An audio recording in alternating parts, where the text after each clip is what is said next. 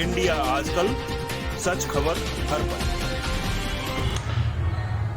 विवाह दो शरीरों का होता है, आत्माओं का नहीं। दो आत्माओं का प्रेम हो सकता है, विवाह नहीं। ओशो। हेलो दोस्तों, नमस्कार। मैं हूं आईपीएस यादव। आप देख रहे हैं इंडिया आजकल, सच खबर हर पल। पेश है आज का वीडियो। मेरे इस वीडियो में आज ओशो की सर्वाधिक चर्चित पुस्तक संभोग से समाधि की ओर से कुछ अंश प्रस्तुत हैं, जो हमेशा की तरह उन लोगों की आंखें खोलने के लिए पर्याप्त हैं जो लोग काम, यौन, सेक्स को ही सच्चा प्रेम और विवाह को ही दो शरीरों का नहीं बल्कि आत्माओं का मिलन समझते हैं और कहते हैं। तो यह वीडियो बहुत ही फायरी होने वाला है। कृपया कमजोर दिल वाले न देखें ये वीडियो। जिनमें सच को, और वो भी नंगा सच को सुनने का साहस हो, वही इस वीडियो को देखें आखिर तक। और खासकर शादीशुदा लोग अपने रिस्क पर ये वीडियो देखें, और अच्छा लगे तो इसे शेयर, सब्सक्राइब जरूर करें, लोगों तक पहुंचाएं, ताकि प्रेम और विवाह के संबंध में जो सच्चाई है, जो हकीकत है, जिसको ओशो ने अपने प्रवचन में बयान किया था, वह जन जन तक पहुंच सके। तो चलिए शुरू करते हैं। प्रिय आत्मन, मित्रों ने बहुत से प्रश्न पूछे हैं। सबसे पहले एक मित्र ने पूछा है कि मैंने बोलने के लिए सेक्स या काम का विषय क्यों चुना।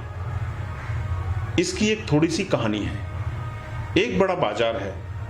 उस बड़े बाजार को कुछ लोग बंबई कहते हैं। उस बड़े बाजार में एक सभा थी, और उस सभा में एक पंडित जी कबीर क्या कहते हैं इस संबंध में बोलते थे। उन्होंने कबीर की एक पंक्ति कही और उसका अर्थ समझाया। उन्होंने कहा, कबीरा खड़ा बाजार में लिए लुकाटी हाथ, जो घर बारे आपनो चले हमारे साथ। उन्होंने कहा कि कबीर दास जी बाजार में खड़े हैं और चिल्लाकर लोगों को कहते हैं अपनी लकड़ी को उठा करके कि जो अपने घर को जलाने की हिम्मत रखते हैं वो उनके साथ में आ जाएं। और उस सभा में मैंने देखा कि लोग यह बात सुनकर बहुत खुश हुए, बड़ी तालियां पिटी, और मुझे बड़ी हैरानी हुई है देख करके। मुझे हैरानी यह हुई कि जो लोग खुश हो रहे थे उनमें से कोई भी अपने घर को जलाने को कभी तैयार नहीं था। लेकिन उन्हें प्रसन्न देखकर मैंने समझा कि बेचारा कबीर आज अगर होता जीवित तो कितना खुश न होता। जब 300 साल पहले वह था और किसी बाजार में उसने चिल्लाकर कहा होगा, तो शायद एक भी आदमी खुश नहीं हुआ होगा और ना ही उसके साथ में आया होगा। तो साहब, आदमी की जो जात है वह बड़ी अद्भुत होती है। जो मर जाते हैं उनकी बातें सुनकर लोग खुश होते हैं, और जो जिंदा होते हैं उन्हें मार डालने की धमकी देते हैं। तो मैंने सोचा कि आज कबीर होते इस बंबई के बड़े बाजार में, तो कितने खुश हो रहे होते, कि लोग कितने प्रसन्न हो रहे हैं उनकी बात पर। कबीर जी क्या कहते हैं इसको सुनकर लोग प्रसन्न हो रहे हैं। कबीर जी को सुनकर वे कभी भी प्रसन्न नहीं हुए थे, लेकिन लोगों को प्रसन्न देखकर ऐसा लगा कि जो लोग अपने घर को जलाने के लिए भी हिम्मत रखते हैं और खुश होते हैं, उनसे कुछ दिल की बात आज कही जाए। तो मैं भी उसी धोखे में आ गया। ओशो कहते हैं अपने प्रवचन में कि मैं भी उसी धोखे में आ गया जिसमें कबीर साहब और क्राइस्ट और सारे लोग हमेशा आते रहते हैं। मैंने लोगों से सत्य की बात कुछ कहनी चाहिए, और सत्य के संबंध में कोई बात कहनी हो तो उन असत्यों को सबसे पहले तोड़ देना जरूरी होता है जो आदमी ने सत्य समझ रखे हैं, यानी उनकी गलत धारणाएं सत्य को लेकर के, जिन्हें हम सत्य समझते हैं और जो सत्य नहीं है। तो जब तक उन्हें तोड़ न दिया जाए तब तक सत्य क्या है उसे जानने की कोई संभावना नहीं है, और ना ही उस तरफ कोई कदम उठाया जा सकता है। तो सबसे पहली शर्त है कि लोगों की जो गलत धारणाएं हैं सत्य को लेकर के, उनको तोड़ा जाए। मुझे कहा गया था कि उस सभा में कि मैं प्रेम के संबंध में कुछ कहूं, और मुझे लगा कि प्रेम के संबंध में तब तक बात समझ में नहीं आ सकती जब तक कि हम काम और सेक्स के संबंध में कुछ गलत धारणाएं लिए हुए बैठे हैं। अगर गलत धारणाएं हैं सेक्स के संबंध में, तो प्रेम के संबंध में हम जो भी बातचीत करेंगे वह अधूरी रहेगी, वह झूठी होगी, वह सत्य नहीं हो सकती। इसलिए उस सभा में मैंने काम और सेक्स के संबंध में कुछ कहना चाहा और यह कहा कि काम की ऊर्जा ही रूपांतरित होकर प्रेम की ऊर्जा बनती है। काम की ऊर्जा ही रूपांतरित होकर प्रेम की अभिव्यक्ति बनती है। तो एक आदमी, उदाहरण देकर के ओशो समझाते हैं कि एक आदमी खाद खरीद कर लाता है, गंदगी और गंदी और बदबू से भरी हुई खाद वह अपने घर के पास ढेर लगा देता है, तो सड़क के किनारे से निकलना मुश्किल हो जाता है, इतनी दुर्गंध वहां फैलती है। लेकिन एक दूसरा आदमी उसी खाद को अपने बगीचे में डालता है और फूलों के बीज में डालता है, फिर वे बीज बड़े होते हैं और पौधे बनते हैं और उनमें से फूल खिलते हैं और उन फूलों की सुगंध आसपास के घरों में निमंत्रण बनकर पहुंच जाती है। राह निकलते लोगों को भी वहां वह सुगंध छूती है, वह पौधों को लहराता हुआ संगीत का अनुभव प्रदान करती है। लेकिन शायद ही कभी आपने सोचा हो कि फूलों से जो सुगंध बनकर प्रकट हो रही है वह वही सुगंध दुर्गंध है जो खाद से प्रकट हो रही थी। खाद की दुर्गंध बीजों से गुजरकर फूलों की सुगंध में परिवर्तित हो जाती है।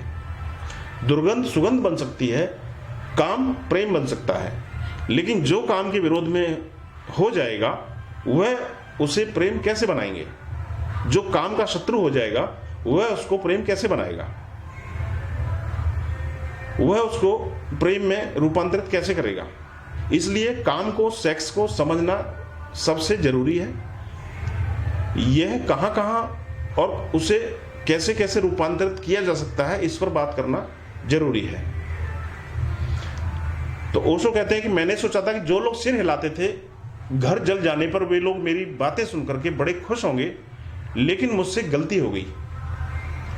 जब मैं मंच से उतरा तो उस मंच पर जितने नेता थे, जितने संयोजक थे, वे सब लोग भाग चुके थे।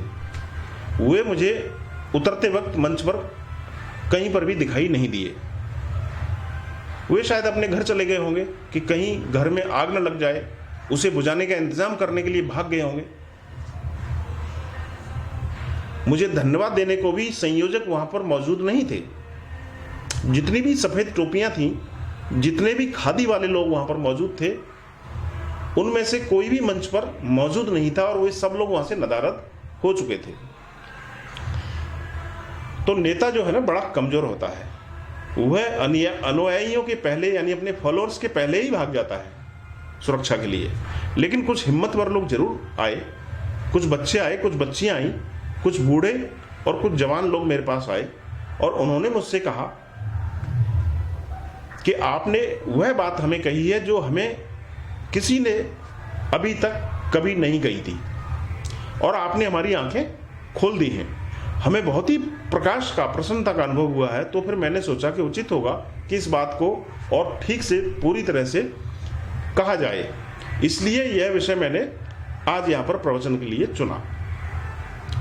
तो इन 4 दिनों में एक कहानी जो वहां पर अधूरी रह गई थी, उसे पूरा करने का एक कारण यह था कि लोगों ने मुझे कहा, और वह उन लोगों ने कहा जिनको जीवन को समझने की हार्दिक इच्छा थी, हार्दिक चेष्टा वो कर रहे थे, और उन्होंने चाहा कि मैं पूरी बात उनके सामने अपनी रखूं। तो एक तो यह कारण था सॉरी, और दूसरा कारण यह था कि वे जो भाग गए थे मंच से, उन्होंने जगह जगह जाकर के यह कहना शुरू कर दिया था कि मैंने तो ऐसी ऐसी बातें कही हैं कि धर्म का विनाश हो जाएगा। मैंने तो ऐसी बातें कही हैं जिनसे लोग अधार्मिक हो जाएंगे, लोग भ्रष्ट हो जाएंगे। तो मुझे लगा कि उनका भी कहना पूरी तरह से स्पष्ट हो सके, उनको भी पता चल सके कि जो लोग सेक्स के संबंध में समझकर अधार्मिक होने वाले हैं, वो अधार्मिक नहीं बल्कि धार्मिक होंगे अगर वो सेक्स को अच्छी तरह से समझ लेंगे।